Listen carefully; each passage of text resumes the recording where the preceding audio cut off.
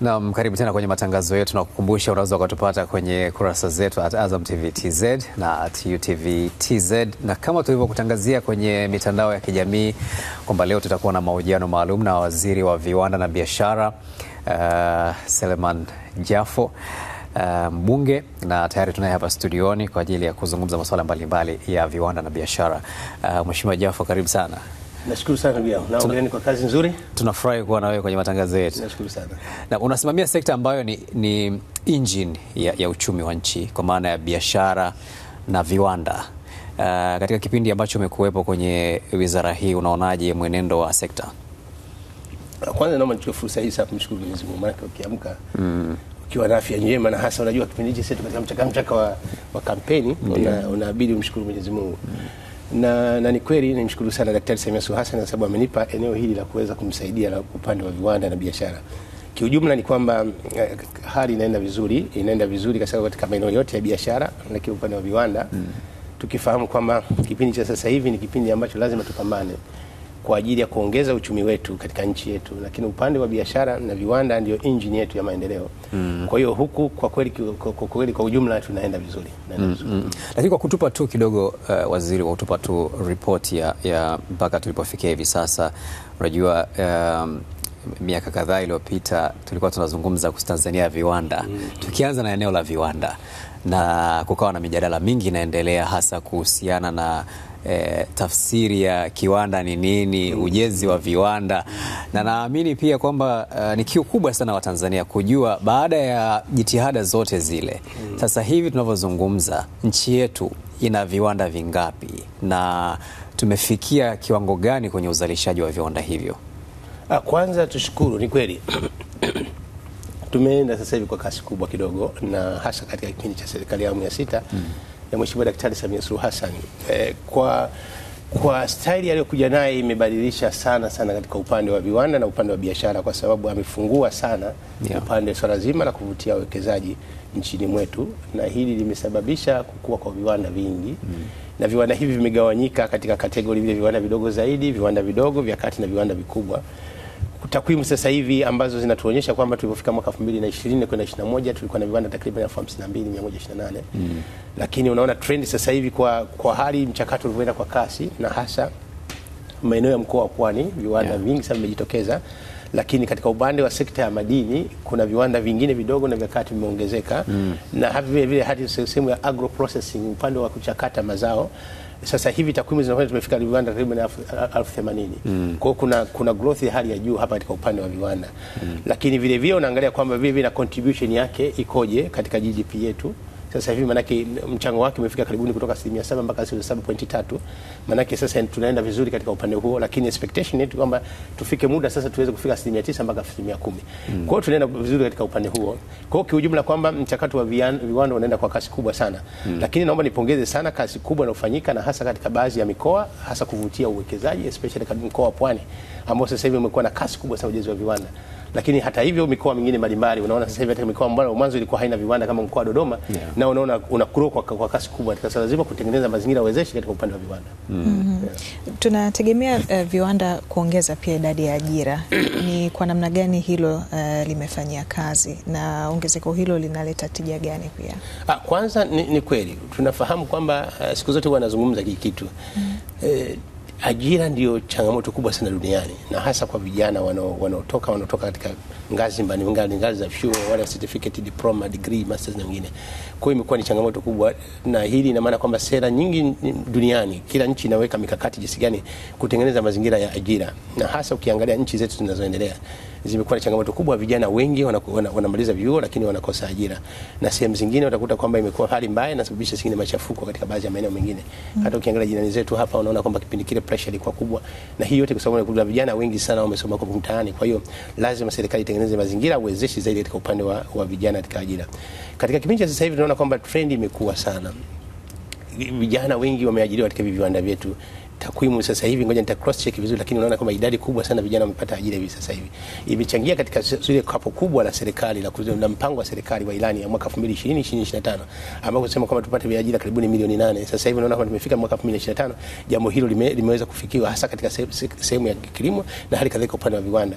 Kwa hiyo mchango umekuwa mkubwa sana katika upande wa viwanda, katika upande wa ajira, na imani yetu kubwa si kwamba huku tunakokwenda, kwa sababu mipango mikubwa ni lazima tuimarishe swala zima la ujenzi wa viwanda, na hii maana itasaidia sana katika kuchukua vijana wengi katika ajira.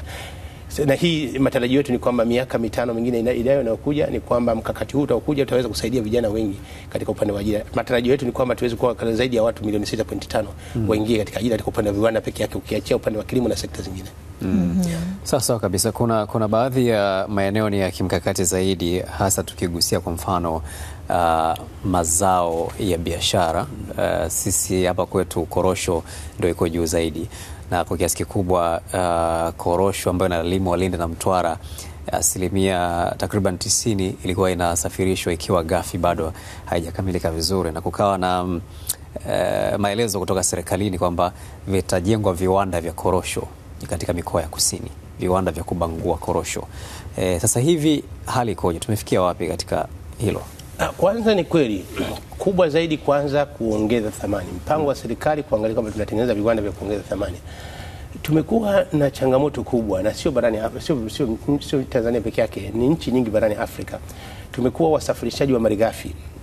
Kwa hiyo manake tunasafirisha malighafi, finished products zinatoka katika nchi za wenzetu, na hili manake ukisafirisha manake unasafirisha ajira. Kwa hiyo unaona kwamba tulikuwa na changamoto hiyo. Ndio maana unaona mikakati ya serikali kwa jinsi gani tuwekeze katika mazao mbalimbali, na ikiwemo zao la korosho kuongeza thamani. Katika eneo hili unaona kwamba mipango ya serikali sasa tumeanza na mikakati mikubwa ya kuona jinsi gani tutachagiza viwanda. Leo hivi viwanda vingine vinaanza kujengwa katika maeneo mbalimbali, na tulikuwa na hapa na mkakati ikiwezekana kuvifufua vile viwanda vya mwanzo. Bahati mbaya sana kuna baadhi ya wakati tunafanya uwekezaji swala zima la ubinafsishaji, watu wengine waliochukua viwanda hawakutenda haki. Huwa siku zote natolea mfano, nasema kwamba katika watu ambao lazima tumheshimu, mimi nakumbuka mzee Baresa pale Buguruni pale kuna ile National Building zamani tunaita. Ile ilikuwa ni mali ya serikali zamani, kiwanda cha usagaji na shirika la usagaji pale. Unaona jinsi gani watu wanaoishi ukanda wa pale Buguruni walikuwa wanaona National Building ya mwanzo, lakini sasa transformation kubwa mara baada ya ubinafsishaji. Unaona kwamba jinsi gani sasa inafanya kazi, imekuwa hub kubwa ya uzalishaji wa nafaka. Lakini bahati mbaya wengine sasa katika viwanda vya korosho wamechukua vile viwanda, kibahati mbaya hawakufanya, wamefanya kuwa magara. Ukienda kama Tunduru pale, ukienda kule Mtwara, Lindi na maeneo mbalimbali. Sasa ndio maana unaona serikali sasa hivi kupitia mwanasheria mkuu wa serikali, lakini msajili wa hazina, kuona kama maeneo mengine jinsi gani kwa kufuata utaratibu ikiwezekana irudi tena serikalini. Lengo kubwa ni kwamba kuona kwamba wapewe watu wengine waweze kuwekeza. Lakini katika hilo sasa tumechagiza vile swala zima la ujenzi wa viwanda kupitia maeneo mbalimbali. Leo hii katika mkoa wa Mtwara kunaona kwamba kuna industrial park kule imetengenezwa na chama cha ushirika. Lengo tu kwamba zinaanza mchakato wa ujenzi wa viwanda. Lakini mkoa wa Pwani kwa mfano wilaya ya Kisarawe kuna ujenzi wa kiwanda kikubwa zaidi cha kubangua korosho, ambao lengo lake ni kwamba ukanda huu wote korosho zake ziweze kubanguliwa pale. Kwa hiyo kazi hii inaendelea sasa ya kuongeza thamani, lakini bado tuna kazi kubwa, na mipango yetu huku tunakwenda mbele ya safari tuone kwamba jinsi gani sasa tutawezesha viwanda vingi sana vya kubangua korosho nchini mwetu, na sio korosho pekee yake, lakini vile mazao mengine tuweze kuongeza thamani ikiwa zao la ufuta. Serikali imekuwa ikiahidi kuwezesha zaidi viwanda vya kati, vikubwa na hata vidogo. Vipaumbele vinawekwa wapi zaidi? Katika maeneo gani ama sekta gani? Kwanza vipaumbele tumeweka kote na hasa kuangalia malighafi tunazozalisha. Kwa mfano sasa hivi lengo kubwa ni kuongeza thamani. Unakumbuka kwamba siku za nyuma hata huu mpunga zamani ulikuwa unasafirisha nje ukiwa robo. Sasa hivi swala zima la kuongeza thamani katika viwanda vya kilimo imekuwa kubwa zaidi. Leo hii kwa mfano nimeona natoa mfano leo ukienda mkoa wa Morogoro, unaona mpunga wote unazalishwa kule Kilosa, unazalishwa Ifakara wote. Pale Morogoro sasa kuna viwanda vikubwa vingi sana ambavyo vinaongeza thamani kwa kiwango kikubwa, na sasa hivi bahati nzuri kazi inafanyika sasa tunafika mpaka tuna export nje. Hii ni kazi kubwa inafanyika, lakini ukienda katika kanda mbalimbali unaona kama ni kazi kubwa inaendelea katika upande wa hii sekta ya kilimo. Lakini upande wa madini tunashukuru sana. Unakumbuka kwamba muda mwingi sana tulikuwa tunapeleka nje madini yetu yakiwa ghafi. Kazi kubwa serikali inafanyika kupitia Wizara ya Madini. Ukienda katika mkoa kama pale Shinyanga, eneo la Kahama, swala zima ya kuchakata madini ya dhahabu inafanyika kwa kazi kubwa sana, lakini maeneo mbalimbali unaona kama kuna kazi kubwa ya kuongeza thamani. Kwa hiyo tunaenda vizuri kwa sasa. Kuna mazao kama vile kwenye upande wa miwa, hasa katika uzalishaji wa sukari, bado hatujajitosheleza kwa kiasi cha uhitaji ambao tunao. Kuna mkakati wowote zaidi wa kukuza kwa upande huo? Kwa nchi yetu miaka mingi tumekuwa tukikumbwa changamoto kubwa sana la sukari. Nadhani unakumbuka historia yetu toka tunakuona na sukari imekuwa ni changamoto kubwa. Mara nyingi sana tunaagiza sukari kutoka nje. Bahati mbaya sukari ya kuagiza ina faida kwa sababu watu wanapata sukari kupata mahitaji, lakini ina athari kubwa sana kiuchumi. Sasa unaona kwamba tulianza mbali kama serikali, kiwanda kile cha Kilimanjaro ambacho kiwanda cha serikali mwanzo kufanya partnership na mwekezaji na kinafanya vizuri, tunazalisha tani 100,000, lakini mahitaji yetu sisi nchini wetu ni kubwa. Mahitaji yetu kwa mfano ile sukari ya viwandani tunaita industrial sugar imekuwa ni tani 250,000. Hii hatuwezi kuzalisha, hatujaanza kuzalisha nchini mwetu. Lakini tuna sukari hii ya matumizi ya majumbani ambayo tunaita brown sugar ni tani karibuni 500,000 na karibu na 52, ambao toto kwa ujumla wake bila kuweka buffer, yani kuweka akiba ile tunapata kama 5,802,000. Sasa production yetu mpaka mwaka juzi tulifikia tani 460,000. Unaona sasa bado hatujafikiana ni hapo. Kwa hiyo unaona kazi kubwa sasa imefanyika, na hii tushukuru sana serikali imeweka mazingira mazuri ya kuweka vivutio vya uwekezaji. Leo hii tuna viwanda kadhaa. Kwa mfano tuna kiwanda kile chetu cha zamani cha Kilombero Sugar pale. Kimeenda vizuri na expansion imeenda vizuri. Na sasa hivi ilifikia tani 130,000. Lakini sasa hivi kumefanyika utanuzi, unakumbuka na Mheshimiwa Rais tulienda pale kuweka jiwe la msingi. Kiwanda kile sasa kitaweza kuzalisha tani 270,000. Lakini wenzetu wa Kagera Sugar sasa hivi wanazalisha tani 130,000. Lakini Mtiguwa Sugar sasa hivi wanazalisha tani 80,000. Lakini unaona hapa karibuni kuna uwekezaji mkubwa umeendelea. Wale wenzetu kwa mfano kiwanda ambacho mzee wetu Baresa kiwanda cha Bagamoyo Sugar pale ambapo unaona sasa wao sasa wameanza na tani 18,000, sasa hivi wanaenda tani 50,000. Lakini kiwanda kile ambacho unaona kama wenzetu wa NSSF washirikiana na magereza, kiwanda cha Mkurazi kiko pale Morogoro pale Dakawa, maeneo ya Dakawa pale, kinazalisha tani 50,000 itakwenda. Kwa hiyo sasa hivi hii kazi kubwa inafanyika itaongeza production na bahati nzuri sasa hivi kuna uwekezaji mkubwa sana unafanyika katika bonde la Rufiji kupitia wenzetu wa Lake Group ambao hii kazi ni kubwa. Itaondoa kabisa changamoto ya sukari. Matarajio yetu ni kama itapofika 2027 sisi wa Tanzania hatutoagiza sukari. Lakini wakati huo tunaweka misingi mizuri ya kisera ya kulinda viwanda vya ndani. Unajua changamoto kubwa ni nini? Hii sukari tunaoagiza sehemu zingine ni by product. Sehemu zingine wanapozalisha sukari hii kuna kitu kingine wanaita ethanol na products zingine. Kwa hiyo sukari inakuwa ni by product. Kwao utakuta sehemu zingine imewekwa tu kama makapi sisi unapoprocess mpunga ule makapi. Kwa hiyo mtu atakienda kuchukua kule, anachukua mzigo unaokuja hapa kwa thamani ya bei ya chini sana. It's almost kama ni negligible. Kwa hiyo akija hapa manake madhara yake inakuja kuua kabisa viwanda vya ndani. Tunapoteza ajira. Leo hii vijana waliojiriwa katika sekta ya viwanda pia yake ni vijana wengi. Takwimu zinaonyesha kabisa direct employment sasa hivi karibuni 34,000. Lakini indirect employment iko 100,000 karibuni 26,000. Ukijumlisha hapo ni vijana wengi sana wameajiriwa. Lakini hapo jinsi gani wakulima wanapata swala zima la ajira kupitia serikali. Kwa hiyo eneo hili tunalifanya kazi kubwa. Lakini waziri, swala la changamoto ya sukari limekuwa ni swala la msimu. Tuna viwanda takriban 7 na mahitaji ya sukari nchini tani 650,000 mpaka 700,000. Viwanda hivi kuna wakati vinakuwa haviwezi kutosheleza mahitaji kutokana na masuala ya kimazingira. Kwa mfano, ikitokea labda mvua zimenyesha nyingi mfululizo, miwa inapata changamoto, kwa hiyo hata uzalishaji wa sukari unapungua. Kwa hiyo kunakuwa na kile kitu kinaitwa gap sugar. Sasa ikiwa viwanda ni vile vile, na umesema mnaangalia zaidi kulinda viwanda vya ndani, kuna wakati viwanda hivi vinazidiwa na kunakuwa na uhaba mkubwa wa sukari, watu wanakosa sukari kama ambavyo ilitokea mwaka huu, mwaka jana na hata miaka ya nyuma. Ndio hapo nikwambia kwamba kuna kazi kubwa imefanyika sasa hivi. Hii expansion iliyofanyika ni kubwa zaidi. Na hii manake lazima tu appreciate juhudi za serikali na juhudi za sekta binafsi kufanya kazi. Hii niliyokueleza kwa mfano swala la Kilombero Sugar. Ndio. Kufanya upanuzi kutoka tani 130,000 kwenda mpaka tani 270,000 ni kazi kubwa. Lakini uwekezaji mpya uliokuja pale Bagamoyo. Na unaona sasa hivi kuna mashamba ya miwa mengi sasa hivi yanatanuzi. Juzi nilikuwa nasafiri naenda Pangani pale Tanga. Unaona kazi kubwa inafanyika pale ya kilimo cha kisasa zaidi ambacho tunatarajia kwamba shamba lile pale la Bagamoyo Sugar katika kiwanda cha Bagamoyo Sugar ambao tunasema kama uzalishaji ile tija uzalishaji maana inakuwa kubwa sana kufanana kile kiwanda cha Kilimanjaro. lakini manake hiyo yote ni new initiative, juhudi mpya kutokana na kule tulikotoka. Nimezungumzia swala la Mkulazi. Mkulazi ni kiwanda kipya. Nazungumzia swala la Rufiji Sugar. Hii yote ni juhudi kubwa ya serikali. Kwa hiyo huku nyuma tulikuwa na changamoto, ni kweli. Lakini serikali imechukua hatua kubwa sana kuweka mazingira wezeshi, na shukuru sana sekta binafsi imechukua nafasi hiyo. Imani yetu kubwa ni kwamba itapokuja 2027 swala la sukari itakuwa ni historia katika nchi yetu.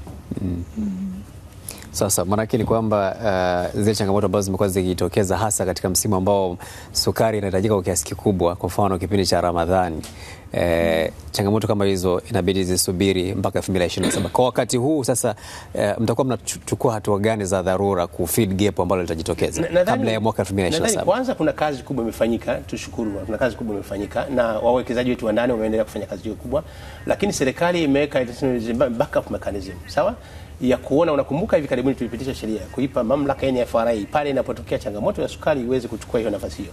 Na hili kwa sababu serikali imeweka misingi mizuri. Sasa hivi kipindi tunaona kwamba tumepita Ramadhani, tumevuka mfungo wa Kwaresima, hatukusikia changamoto hii. Maana hizo zote juhudi ya serikali kuona jinsi gani inafanya kuweza kuwalinda Watanzania, huku ikiangalia kwamba na sekta ya ndani iweze kulindwa kwa kiwango kikubwa. Sawa. Naam, Shirika la Taifa la Maendeleo lenyewe linasimamia na kutekeleza miradi ya kimkakati na kielelezo. Kubwa ni miradi mitatu ambayo inatajwa hii pamoja na mingine ambayo inatekelezwa. Pengine tupitishe katika hatua ambayo imefikia.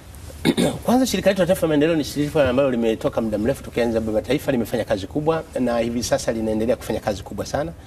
Lina miradi mingi, ukiachia hii miradi ambayo ina miradi mingi watu wengine wafahamu. Pale ukienda pale Kibaha, sawa, kuna ile eneo la NDC pale ambalo sasa hivi limeanzishwa kama industrial park maalum, lakini inamiliki maeneo mbalimbali ikiwepo kama shamba letu la mipira, lakini kiwanda chetu kile cha Kilimanjaro National Tool ambacho sasa hivi kimekuja kasi kubwa sasa, zinatengeneza vifaa vyetu vya vipuri vya aina mbalimbali. Hata baadhi ya makampuni mengine yanategemea sasa hivi vipuri kutoka na pale. Kazi kubwa inaendelea, lakini hata hivyo tuna maeneo mengine ya miradi hii ya vielelezo tunaita, maana imepita katika kitaji ya miradi ya mkakameni, miradi ya vielelezo.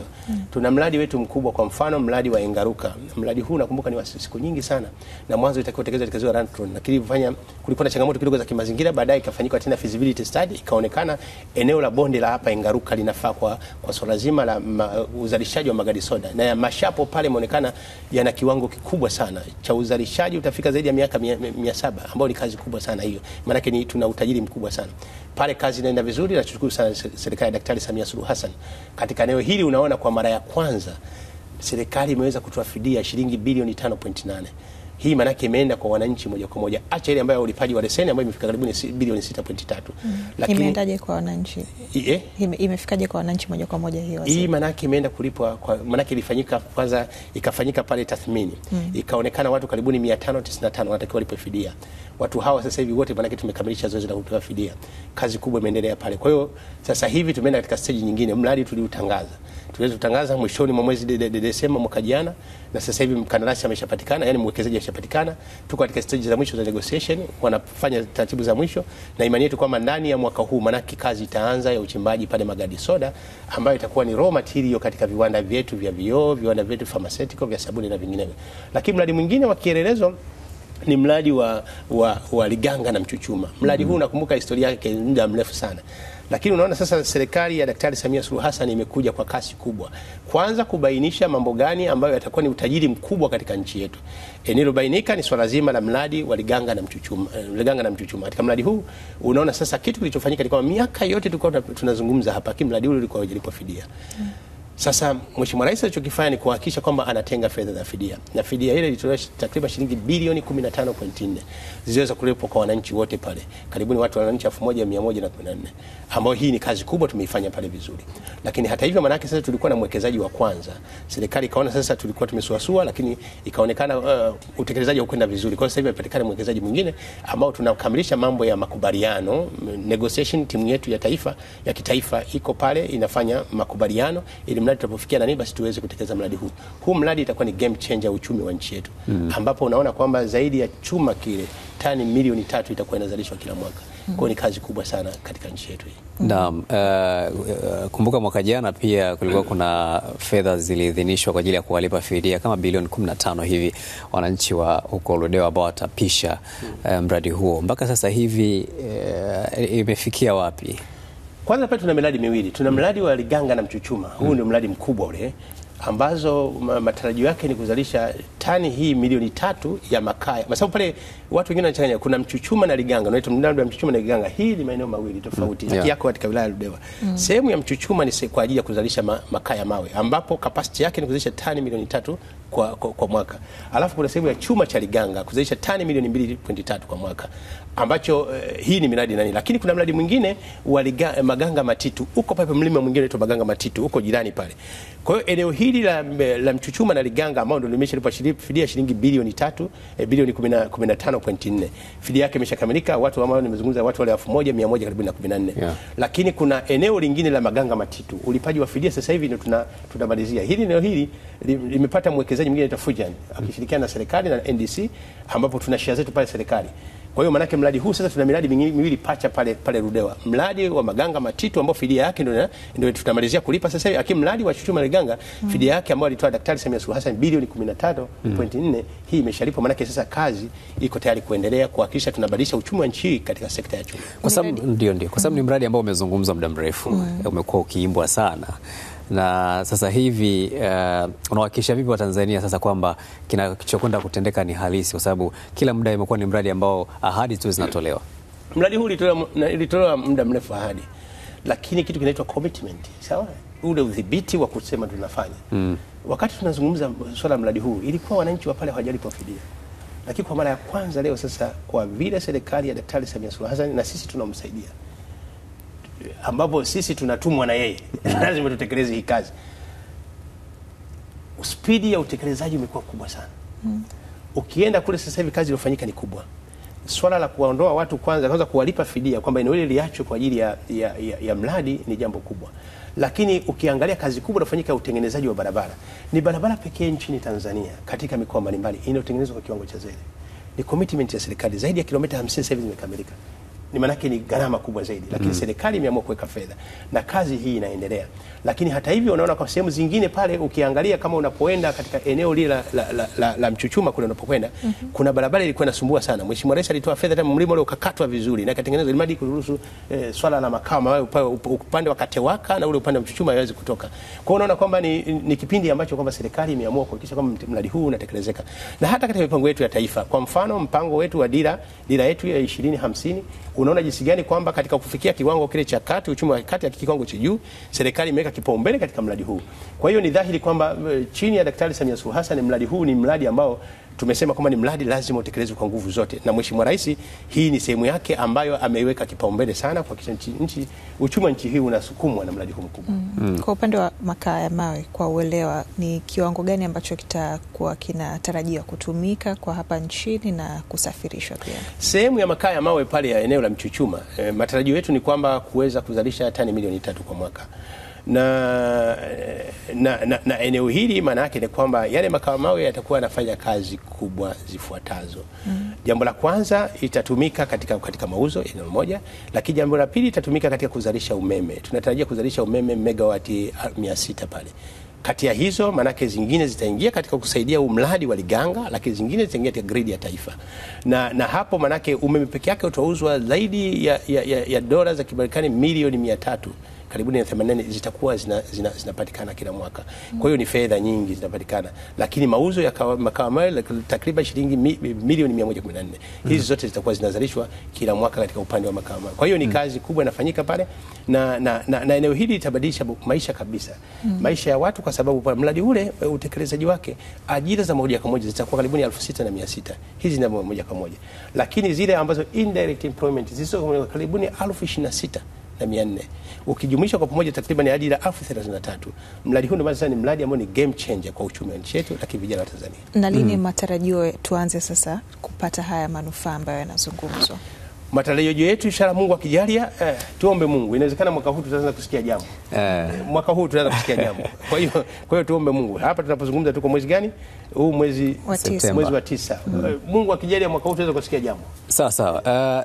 Tukisalia hapo kwenye swala la makaa ya mawe, waziri, unafahamu kwamba ni jambo kubwa katika nchi yetu kwa sababu ni miongoni mwa vitu ambavyo vinapatikana kwa wingi na ni jambo ambalo limetuingiza katika mijadala hata hivi karibuni tumesikia watu wakituhumiana kwamba wewe unasafirisha makaa ya mawe, na baadhi pia wanasiasa wakitoa hoja kwamba makaa ya mawe yamekuwa yakisafirishwa kwa kiasi kikubwa, malori na malori yanaonekana huko mikoa ya nyanda za juu kusini yanasafirisha makaa ya mawe, na kwa sababu hapa tunazungumza hoja ya kuendeleza viwanda kwa kutumia malighafi zetu.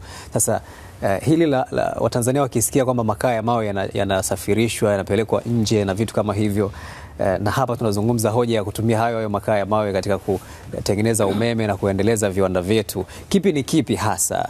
Biashara inafanyika sasa hivi ni biashara gani? Katika uchumi yote lolote linaweza kuzungumzwa katika mambo ya uchumi, katika mambo ya biashara, lakini lazima tuseme kwamba export ya bidhaa ni jambo muhimu sana kuingiza foreign currency kwa nchi. Kwa hiyo sisi kama Tanzania tukisema tunasafirisha makaa ya mawe, yani nchi yetu ikiwa miongoni mwa export wa makaa ya mawe, maana yake kwetu sisi ni credit vile. Kwa hiyo lazima makaa ya mawe hayo yakisafirisha, maana tunaongeza fedha za kigeni. Isipokuwa sasa nani anasafirisha, hicho ni kitu kingine. Sasa kubwa zaidi ni jinsi gani tutafanya, kwa sababu pale kuna private companies. Kwa mfano pale ukienda pale Ruvuma, utakuta mradi mmoja mkubwa sana wa kampuni moja ya Ruvuma Coal Mine. Wale jamaa wako very serious, ni investor, wanafanya kazi kubwa. Na ukienda pale Mtwara wameweza kuchukua mpaka eneo kubwa pale kwa ajili ya kuhifadhi makaa ya mawe.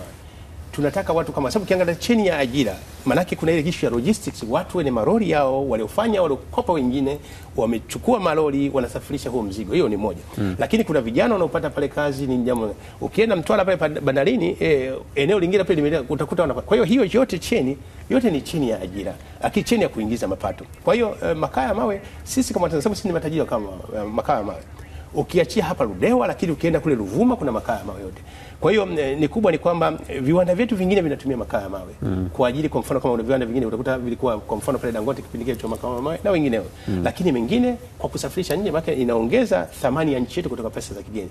Sasa mlolongo wa kibiashara huo sasa una utaratibu wake mwingine, lakini jambo hili la kuwa na uchumi huu ni jambo la msingi sana. Tunaweza tukapata angalau tupate picha kutoka wizarani kuhusiana na volume, kuhusiana na kiwango hicho cha biashara ambayo tunaifanya, ambayo unaisema ya kusafirisha ama ya kuuza makaa ya mawe nje ya nchi. Mpaka sasa kwa sababu hili linaratibiwa na wenzetu wizara ya madini. Swala la biashara makaa mawe generally, uchimbaji wa makaa linaratibiwa na wizara ya madini. Lakini kiujumla ni kwamba tumeweza sisi nchi yetu kufanya biashara kubwa. Na sasa hivi zaidi ya tani milioni 1 inasafirishwa kwenda nje. Maana ni kazi kubwa zaidi. Tani zaidi ya milioni 1 inasafirishwa kwenda nje. Kwa hiyo maana hii kutoka kwa wekezaji mbalimbali. Kuna mradi pale wajitegemee unafanya kazi hii kubwa, lakini kuna mradi wa Ruvuma na wengine wachimbaji wengine. Kwa hiyo kiujumla tuseme kwamba nchi yetu ni miongoni mwa nchi ambayo inafanya vizuri. Nikupe mfano mmoja. Hivi karibuni hapa nyuma wakati vita vya Ukraine na Russia vinatokea. Nchi zilizoendelea mwanzo zilikuwa nasema ni marufuku biashara hii nishati ya hii. Lakini nilifika pale Brussels. Watu nishati bara la Ulaya ilikuwa ni changamoto kubwa. Kwa sababu usafirishaji wa gesi ambayo ilikuwa inatoka Russia na ilikuwa ni changamoto kidogo. Nishati kubwa iliyokuwa inatumika duniani ni makaa ya mawe katika maeneo mbalimbali. Kwa hiyo kwetu sisi kibiashara lazima tuifanye hii biashara kwa sasa. Yes. Na nishukuru sana wawekezaji wamejitahidi sana kuwekeza katika eneo hilo, na serikali manake inatengeneza mazingira rafiki kuhakikisha kwamba kila mmoja aweze kufanya kazi vizuri, kwa lengo ni kwamba tutengeneze ajira, lakini tutengeneze uchumi wa nchi yetu. Lakini je, hii mnaitazama kama malighafi, kwa maana ya kwamba makaa ya mawe yakiwa yanachimbwa na kusafirishwa kama yalivyo, kama serikali mnaridhika na hilo, ama mngependa kuona kwamba haya makaa ya mawe tunayatumia hapa kutengeneza vitu vingine kama umeme na vitu vingine? Kwanza makaa ya mawe unafahamu kwamba ina kazi nyingi. Kazi yake sema ni nishati moja, ina kazi nyingi. By products zingine sasa hivi kuna teknolojia inakuja hivi, unaona kama kazi kubwa inafanyika ya kutengeneza mkaa mwingine mbadala. Hii ni moja ambazo zile nitumika sasa kusema ni by products zaidi. Lakini nyingine inatumika katika viwanda vyetu hapa. Kwa hiyo kama matumizi ya raw material kwa nchi yetu inatumika katika matumizi ya ndani.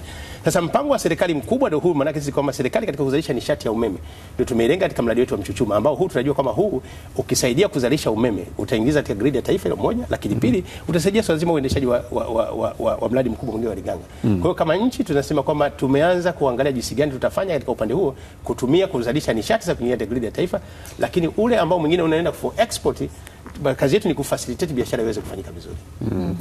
Naam, Waziri, shukrani sana. Tutarejea hapa kuendelea mara baada ya mapumziko mafupi. Tunaye hapa Waziri wa Viwanda na Biashara, Seleman Jafo. Asante kwa kuendelea kufuatana nasi katika Morning Trumpet. Tunaye hapa Waziri wa Viwanda na Biashara, Seleman Jafo, tukigusia mengi ambayo wizara hii imekuwa ikifanya. Na kabla ya kwenda mapumziko mafupi, tumezungumza kuhusiana na miradi ya kimkakati mikubwa mingi, na pengine tugusie pia kuhusiana na uzalishaji mwingine ambao unafanyika hasa kwa upande wa mbolea. Hali ikoje hasa kwa wakulima na wafugaji ambao wamekuwa wakinufaika, tukizingatia kwamba pia tumekuwa na gap kidogo kwenye mbolea. Ndio maana serikali imekuwa ikitoa ruzuku ya mbolea ili angalau kutoa unafuu kwa wakulima. Sasa kuna hoja ya kuona kwamba tunakuwa na viwanda vingi zaidi vya mbolea. Naam, katika jambo ambalo tunasisitiza sasa hivi tunahangaika jinsi gani tutazuia matumizi ya fedha za kigeni.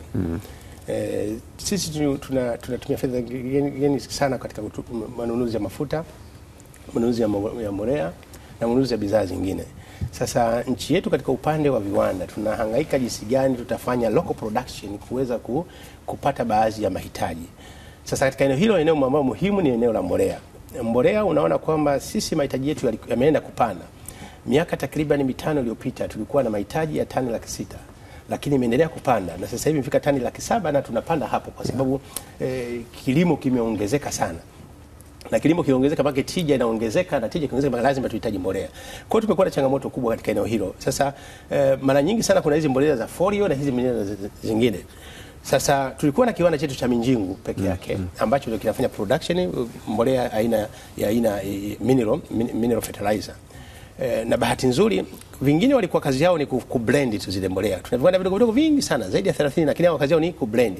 Lakini vikubwa hapa tunazungumzia Minjingu. Sasa hivi tumepata kiwanda kikubwa kinaitwa Intracom kiko pale Dodoma na hii Yara Group. Kwa hiyo utaona kwamba lengo ni kwamba kuweza kumiti demand tulokuwa nayo. Sasa hivi bahati nzuri kwa wenzetu wa Intracom ambao ni kiwanda kipya, na tumshukuru sana Mheshimiwa Rais Samia Suluhu Hassan. Alifanya initiative kubwa sasa hivi kuanzisha kile kiwanda, na yeye ndio amekizindua kile kiwanda hivi karibuni. Kiwanda kile capacity yake hivi sasa kinaweza kuzalisha tani 1,000,000. Kama sisi mahitaji yetu sasa hivi imeenda tani 700,000 kwenda tani 800,000 kutokana na uzalishaji unapoongezeka. Kwa hiyo kwa kiwanda kile peke yake na inazalisha mbolea hizi za mineral fertilizer and folio fertilizer. Na hii manake inasaidia kuweza kuondoa kabisa gap ya mbolea. Kitu kikubwa kilichofanya ni kusema ni swala la elimu. Sasa watu waone kwamba kuna mbolea inazalishwa ni nzuri hapa nchini mwetu. Kwa hiyo ukichukua kiwanda cha Minjingu, ukichukua cha Intracom, ukichukua Yara Groups na wengine, ina maana kwamba tunaenda vizuri katika upande wa mbolea. Sasa kitachobakia ni kuona kwamba jinsi gani preference ya watumiaji ni mambo kama haya. Lakini hata hivyo ni juhudi kubwa zinafanyika vile kuendelea invite wawekezaji waje kuzalisha mbolea hapa nchini mwetu. Katika jambo ambalo sijazungumza mwanzo, katika ule mradi wa Mchuchuma na Liganga, miongoni mwa manake mule ukiachia ile chuma iron ore, lakini kutakuwa ile na titanium, vanadium, lakini kutakuwa na sulfur ambayo inatumika katika uzalishaji wa mbolea. Kwa hiyo hata mradi ule impact yake manake unaweza kusaidia swala zima kutrigger uanzishaji wa kiwanda cha mbolea. Kwa hiyo sisi tunaendelea kufanya initiative. Japo sasa hivi tunaenda vizuri sawa katika kuoana na viwanda vya mbolea, lakini tutaendelea kuhamasisha zaidi tupate viwanda vingi vya mbolea, tuondoe changamoto ya mbolea kabisa nchini mwetu. Sasa jitihada zilizotumika kwenye kulinda viwanda vya ndani kwa upande wa sukari, maanake hizo haziwezi kutumika kwenye kulinda viwanda vya ndani kwa upande wa mbolea, au hiyo yenyewe imeamua kuiachia kuwe na ushindani? Mimi ni waziri wa viwanda na biashara. Kazi yangu ni kulinda viwanda. Hata mtu asemeje, mimi kazi yangu kulinda viwanda. Katika jambo hili tumeenda kulifanyia kazi. Kwa mfano mimi nilitembelea kiwanda kile cha Intracom pale. Walikuwa na malalamiko yao kwamba walikuwa wanasema wanatengeneza mbolea, lakini walikuwa na soko kubwa sana Uganda, soko kubwa sana Kenya, lakini hawana soko kubwa Tanzania. By that time nilipoenda kutembelea, ilikuwa nakumbuka ilikuwa ni mwezi wa pili kama sikosei, walikuwa wameuza katika ndani mwetu tani zisizozidi 4,000. Kwa hiyo tukaona sisi jinsi gani ya kuchagiza sasa kiwanda kile tuweze kutumia mbolea. Lakini nishukuru sana Wizara ya Kilimo. Sasa hivi manake mbolea ruzuku kienda pale utakuta mifuko kabisa na mbolea ruzuku. Manake serikali, kwa sababu sisi tunaweka bajeti kubwa sana kwa ajili ya ruzuku ya mbolea na pembejeo zingine. Kwa hiyo sasa hivi ukiona serikali sasa imeingia pale ruzuku za pembejeo tunanunua pale, manake hiyo ni jambo kubwa la kuchagiza swala zima la ununuzi wa viwanda malighafi hapa bidhaa hapa ndani. Lakini manake ni tutasaidia kulinda hivi viwanda vya ndani visikose soko, kwa sababu vikosa soko vitashindwa kufanya uzalishaji. Kwa mfano kiwanda kile mpaka mwezi wa pili kilikuwa na watu waliajiriwa 907. Sasa hivi kimeongeza, imefika watu karibuni 1,000, wanaenda karibuni watu 2,000. Kwa hiyo manake lazima tukilinde kile kiwanda, kwa sababu tunalinda ajira za ndani za vijana wetu, lakini mwisho wa siku kuhakikisha uchumi unasonga mbele. Kwa hiyo kazi hiyo tunaifanya. Mimi nina wivu mkubwa wa viwanda vyangu. Nina wivu mkubwa wa viwanda vyangu. Kazi yangu kubwa ni kuhakikisha hivi viwanda lazima tuvilinde kwa nguvu. Yani hoja yangu ni kwamba kwa mfano kwenye sukari kuna ile kwamba sukari tunazalisha kwenye viwanda vyetu. Mtu ambaye anafanya biashara ya sukari atapata kwenye hivyo viwanda. Anayetakiwa kuleta sukari ndani kutoka nje inabidi apate kibali maalum. Manake hakuna hiyo free market kwa upande wa sukari. Sasa kwa upande wa mbolea ni hatua zipi ambazo zinachukuliwa? Kwa sababu ulizungumza hapa kuhusiana na kwamba tunavyo viwanda ambavyo vinaweza vikazalisha tukatosheleza mahitaji, lakini wakati huo huo bado tuna mbolea ambazo zinaingia kutoka nje. Kwa sasa hivi, kwa sababu trend ilikuwa inaonekana bado tulikuwa na gap ya mbolea. Maana yake nimezungumza hapa, ile ninazungumza tani milioni 1 ni installed capacity. Maana kuna kitu kinaitwa installed capacity na actual production. Installed capacity ya kiwanda cha mfano Itracom ni tani milioni 1. Lakini sasa hivi maana yake bado hawajafikia tani kwenye uzalishaji. Kwa uzalishaji wao. Maana yake bado kuna gap ya nini? Ya mbolea. Wakati huo sasa lazima tunachagiza viwanda vije kuongezeka na huyo aongeze uzalishaji, lakini wakati huo utaratibu sasa wa mbolea zitakuwa zinaingia, lakini huku tunachagiza jinsi gani tutafanya sisi wenyewe tu watumiaji wakubwa mbolea. Ikifikia hatua ikatosheleza mahitaji, maana yake mtachukua hatua gani? Kazi yetu ni kulinda viwanda vya ndani. Endapo production itakuwa imefika katika muda ambao tunaona kwamba hapa tuna surplus, lazima tunaweka mechanism ya kulinda viwanda vya ndani.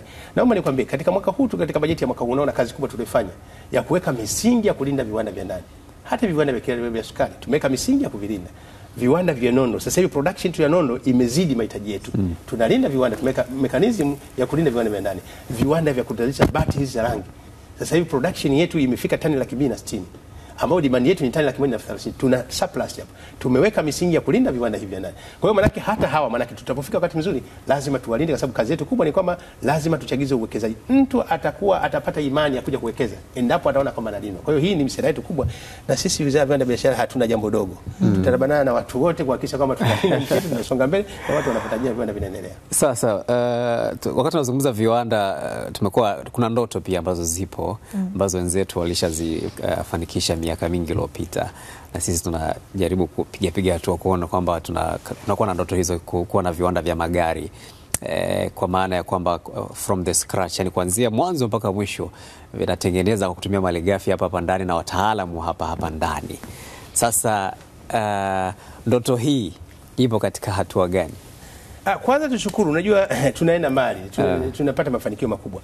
Na ndio maana utakuta mtu mwingine anasema nchi ndani hatuendi, tunaenda kwa kasi sana. Sasa hivi naomba nikwambie, kipindi hichi tuna viwanda vingi vya magari.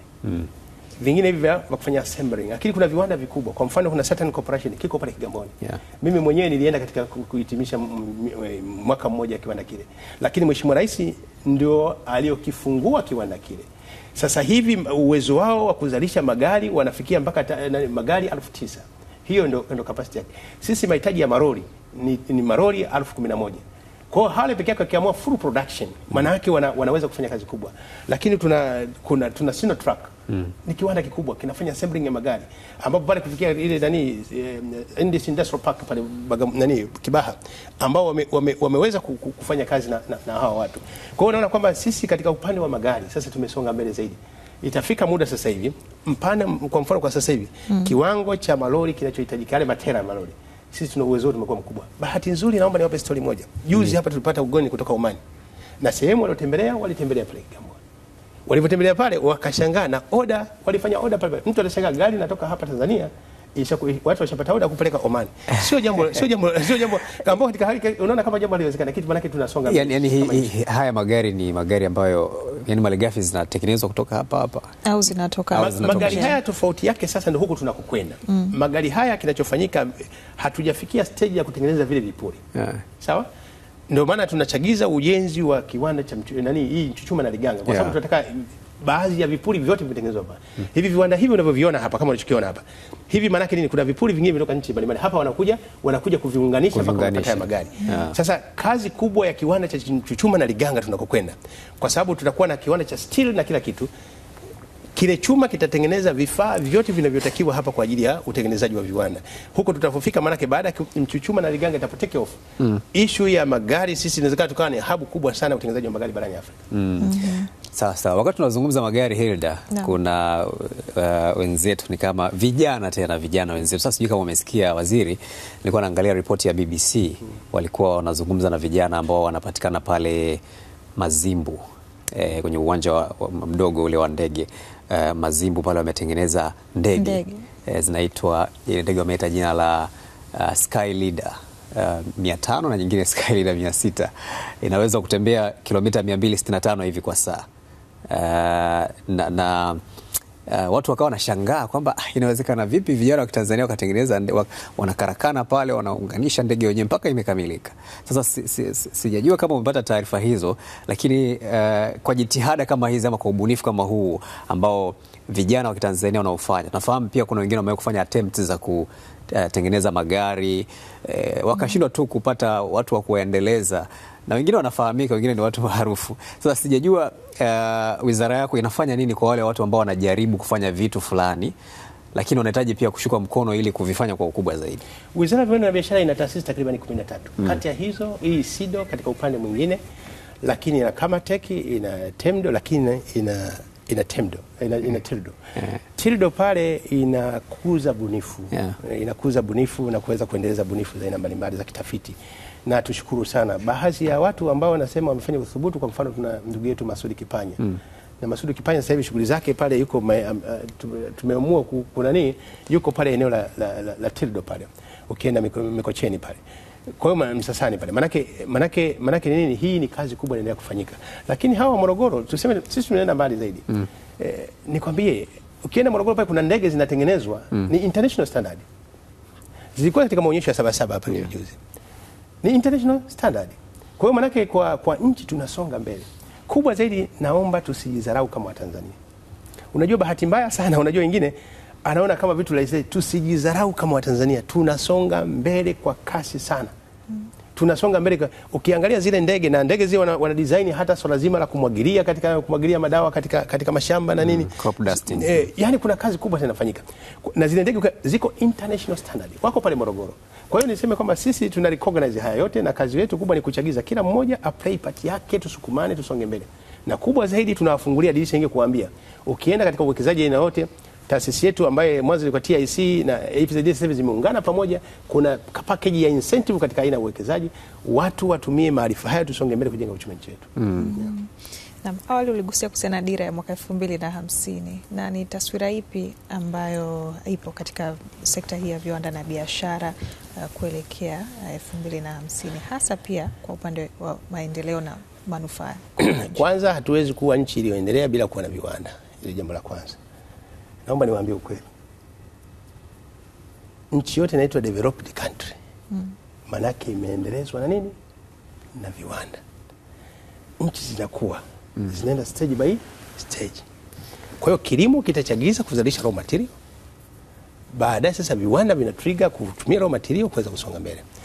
Kwa hiyo huko ndo tunakokwenda. Tunapozungumza mwaka 2050 kwa dira yetu tunaenda naye. Manake eneo kubwa ni kutumia viwanda kutransform kufika huko. Na tufike muda na tukubaliane. Tutafika muda idadi ya watu katika kilimo lazima tuwe na investment kubwa katika kilimo. Sawa, lakini tupate package kubwa watu katika upande wa viwanda na upande wa manufacturing. Sasa tunakokwenda huku manake tumeweka misingi jinsi gani tutafika huko. Misingi hii inaendana kwanza kwa nchi, kwa sababu nchi imeweka utaratibu wa kuweza kwenda kugumu vijana. Unaona kazi kubwa sasa inafanyika katika swala zima na vijana, kwa sababu human capital development ni kitu cha msingi zaidi. Serikali unapoona kwamba leo hii tunatengeneza utaratibu wa kuweka VETA katika nchi zetu. Leo hii kila halmashauri inatengenezwa VETA yake. FDC manake tuna gurumu vijana hapa uweze kwenda. Lakini kubadilika kwa huu mitaala sasa hivi, sawa, baada ya sera mpya ya elimu iliyoboreshwa, ambapo elimu hii sasa manake na elimu ya ufundi unaipata. Manake inatengeneza vijana ambao wataweza kuwa active human capital zitazungumzia katika upande wa viwanda. Lakini kubwa zaidi kutengeneza misingi mizuri, ndio huko tunazungumzia katika miradi ambayo itachagiza zaidi kwa upande wa viwanda. Ni swala zima hii miradi mikubwa yetu ya vielelezo ambayo yenyewe itazalisha malighafi ambayo itasaidia katika kusukuma uchumi wa viwanda. Chuma leo hii ndio msingi mkubwa wa kufanya mapinduzi makubwa ya viwanda. Sasa hii tukifanya hivi manake ndio tunaenda kwa safari tunakokwenda. Lakini wakati huo tuna mipango hizi, sera zetu, jinsi gani tunafanya na mipango yetu. Bahati nzuri hivi karibuni sasa hivi Wizara ya Viwanda na Biashara inakuja na mpango wa ujenzi wa viwanda karibuni 1945. Lengo kubwa viwanda hivi vitakuwa na programu ya kujenga industrial park, kujenga viwanda katika mikoa yetu. Na malengo ni kwamba kila mwaka kila mkoa utengeneze viwanda vitatu vikubwa, na sio kama mkoa utatengeneza kwa pesa zake, ichagiza ujenge viwanda vitatu vikubwa, 5 vya kati, 20 vidogo na 30 vidogo zaidi. Tukifika miaka hiyo manake mpaka ikifika 2031 tutakuwa tumejenga viwanda 1945. Lengo letu tuajiri watu milioni 6.5. Kati ya hao milioni 128 hao itakuwa direct employment, wengine indirect employment. Maana tutakuja kuweka nguvu kubwa hii sasa kusaidia vijana kuweza kuondoa katika changamoto ya ajira. Kwa hiyo miaka yetu tunapofika 2050 katika dira yetu, mpango wa viwanda ni mpango mkubwa, lakini tunawekea misingi sasa jinsi gani tutafika katika upande wa viwanda, hasa hii miradi ya vielelezo lazima ifanye kazi. Na mpaka sasa hatua gani zimefikiwa kulifikia hilo? Najua ni mpango mpaka mwaka 2030. Lakini mpaka sasa tumefikia katika hatua gani? Dira imeshazinduliwa, utekelezaji wa dira umeshakuwa mikakati yake vizuri. Na bahati nzuri tayari sera zetu sasa hivi tumereview sera zetu, jinsi gani tumereview sera ziendane na mpango na dira yetu, na tayari sera yetu ya maendeleo ya viwanda tumesha review. Tena hivi karibuni tu mwaka huu tumereview. Lakini sera ya ujasiriamali na viwanda vidogo tumesha review. Yote hivi vimefanyika kwa ajili ya kujiandaa sasa kwenda nini? Kwa ajili ya mpango wa viwanda kwenda 2050. Na pamoja na swala la viwanda, kwa upande wa biashara, mazingira kuwa rafiki hasa kwa wazawa kufanya biashara ni moja pia ya mambo ambayo yamekuwa katika mjadala, na yapo maombi mbalimbali hasa katika hilo. Mnafanya nini kama wizara? Kwanza biashara tunaenda vizuri. Naomba niwaambie. Tunaenda vizuri. Naomba niwaambie tunaenda vizuri. Kwa mfano sasa hivi kwa sababu vizuri kila kitu kinaenda kwa namba. Leo hii tumepata soko kubwa kwa Afrika. Na huku swala zima la madini, swala zima la mpunga tunauza sana kusini mwa Afrika. Leo hii mauzo yetu yametoka 1.3 billion US dollar. Tumefika 2.9 billion US dollar. Ambayo hii ni comparison ya 2021 kuja 2023 kwenda 24. Ambayo hii manake ni ongezeko la 27.7%. Ukiona biashara inakuwa kwa kiasi hicho manake mauzo yake ni makubwa. Hizi nikizungumzia sasa hivi 2.9 billion US dollar, ukiweka katika neno yake unapata trilioni karibuni 7 zinakaribia hapo. Maana ni biashara huyu ni kusini mwa Afrika. Lakini mauzo yetu katika soko la East Africa tumeendelea kufanya vizuri. Sasa hivi tumefika 1.163 billion US dollar. Tunaenda vizuri. Lakini tuna fursa katika soko la AGOA, lakini japokuwa liko na changamoto baada ya sera kidogo za Kimarekani, lakini watu wetu wameshajiandaa vizuri katika eneo hilo. Lakini soko huru la Afrika huku tayari wa Tanzania wameanza kuchagizwa na tumeanza kuwachagiza kupitia mifumo yetu mbalimbali. Kwa mfano niwashukuru sana Chemba ya Wanawake Tanzania chini ya Mama Sira pamoja na Mwajuma. Wameweza sasa hivi wana kazi kubwa ya kurumu wanawake 50 bilionea kwa ajili kwenda kufanya hilo. Lakini jinsi gani tunachagiza katika upande wa biashara. Kwa hiyo kijumla kwamba kibiashara tunaenda vizuri. Ila tumenalinda wafanya biashara wa ndani. Tunawalindaje? Unakumbuka tumetoa GN namba 447 capital A hivi karibuni kuainisha item 15 ambao hazipaswi kufanywa na wageni. Hizi zifanywe na Watanzania. Lengo kubwa ni kuwalinda Watanzania, kuhakikisha kwamba nao wanafanya biashara, wanakuza uchumi wao. Umegusia hapo kuhusiana na kutengeneza mabilionea, na sekta ya biashara ina fursa hiyo na ina nafasi hiyo.